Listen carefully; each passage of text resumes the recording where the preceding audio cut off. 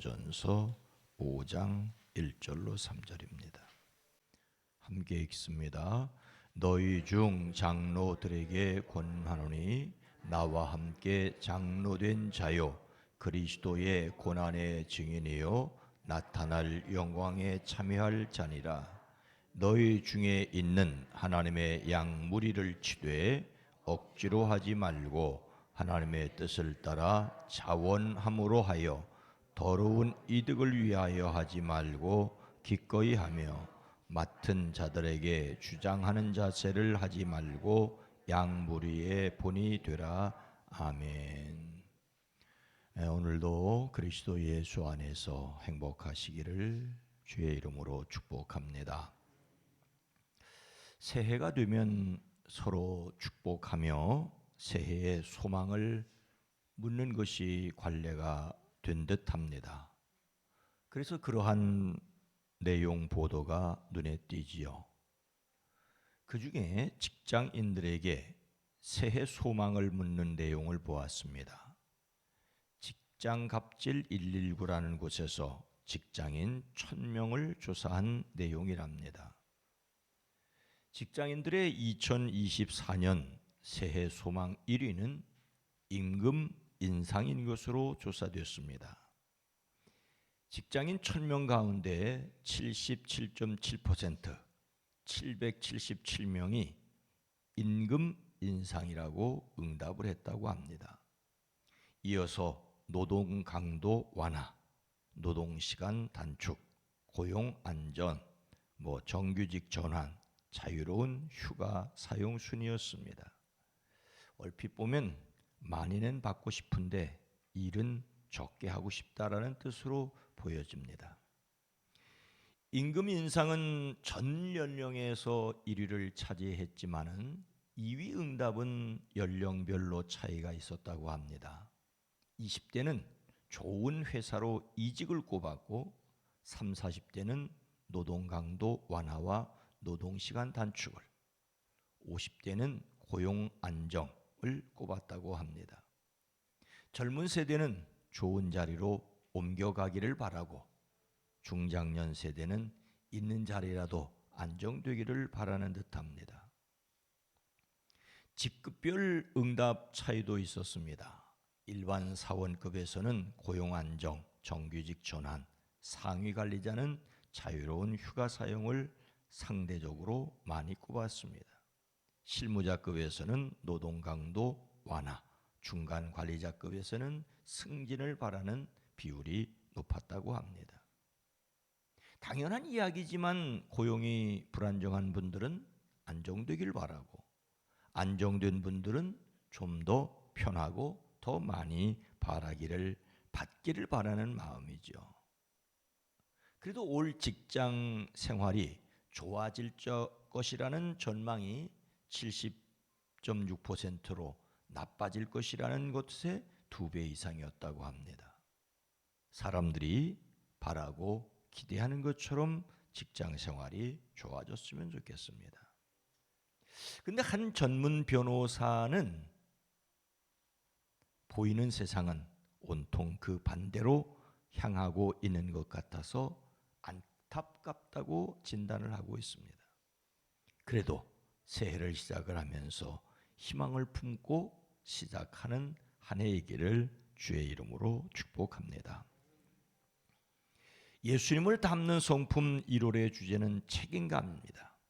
예수님을 담는 성품으로서의 책임감은 하나님과 다른 사람들이 나에게 기대하는 바를 알고 행하는 것입니다.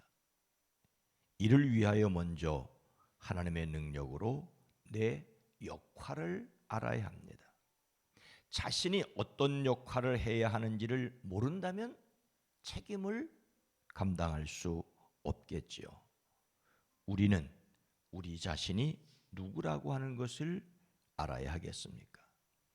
오늘 본문 말씀에서 사도 베드로는 자신을 비롯한 교회 장로가 어떤 사람이라고 말하고 있습니까? 1절과 2절 전반절 말씀을 보면 너희 중 장로에게 권하노니 나와 함께 장로된 자요 그리스도의 고난의 증인이요 나타날 영광에 참여할 자니라.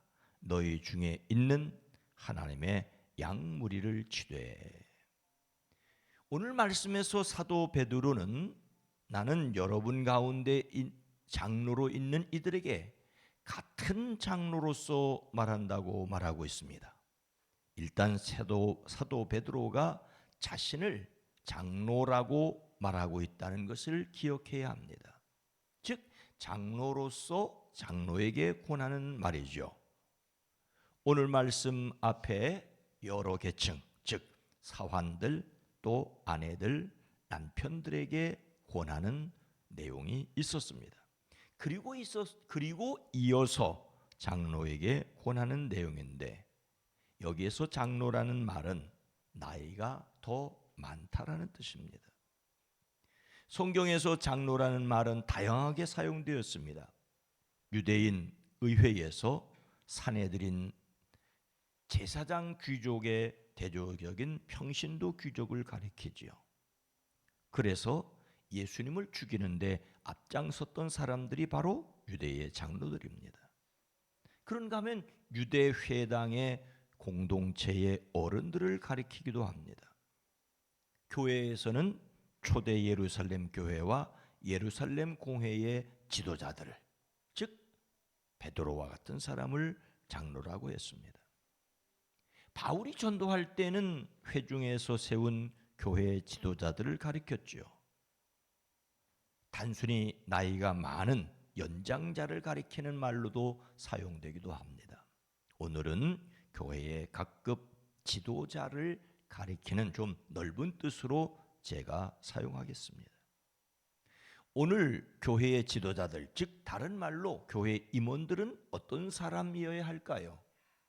첫째로 그리스도의 고난의 증인이어야 합니다. 예수님께서 우리를 위하여 십자가에서 고난 겪으심을 믿는 사람이어야 합니다.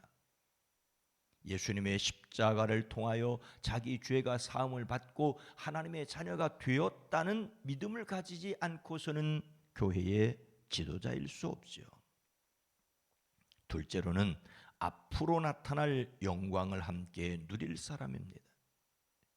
우리는 예수님의 십자가뿐만 아니라 예수님의 부활을 믿음으로 장차 하나님의 영광에 참여할 소망을 가져야 합니다. 모든 그리스도인은 주님이 다시 오실 때 그 나라의 영광에 참여할 것입니다. 그리스도인으로서 최종적인 승리의 확신을 품으시기를 주의 이름으로 축복합니다. 그리고 또 하나, 하나님의 양떼를 먹이는 사람. 하나님의 양떼라고 말하고 있습니다. 부활하신 예수님께서는 베드로에게 나타나 그에게 내 양을 치라고 당부하셨죠.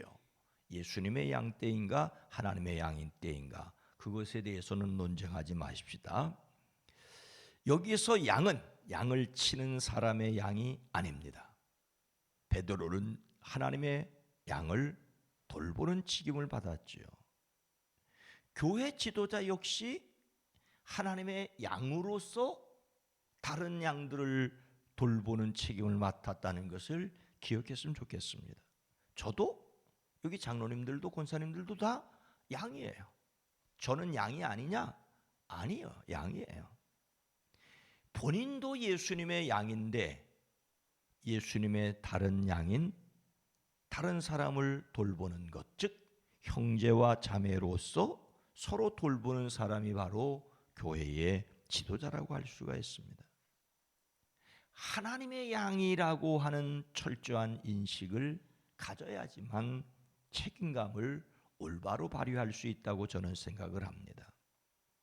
교회 지도자라는 자신의 신분을 기억하기를 2024년을 살아가면서 내가 하나님의 사람이라는 확신뿐만 아니라 하나님의 일을 맡은 중요한 사람이라는 사실을 기억하시기를 주의 이름으로 축복합니다. 그래서 두 번째로 생각해야 할 것은 교회 지도자가 하나님의 양들인 성도나 학생들이나 속회원 등등을 양육할 때 어떤 자세를 가져야 하겠습니까? 2절 후반절에서 3절 말씀은 이렇게 기록하고 있습니다. 함께 읽습니다. 억지로 하지 말고 하나님의 뜻을 따라 자원함으로 하며 더러운 이득을 위하여 하지 말고 기꺼이 하며 맡은 자들에게 주장하는 자세로 하지 말고 양무리의 본이 되라. 교회 지도자들로서 다른 사람을 섬기려고 할 때 첫 번째 가져야 할 마음이 억지로 하지 말고 하나님의 뜻을 따라 자원함으로 하라고 말하고 있습니다.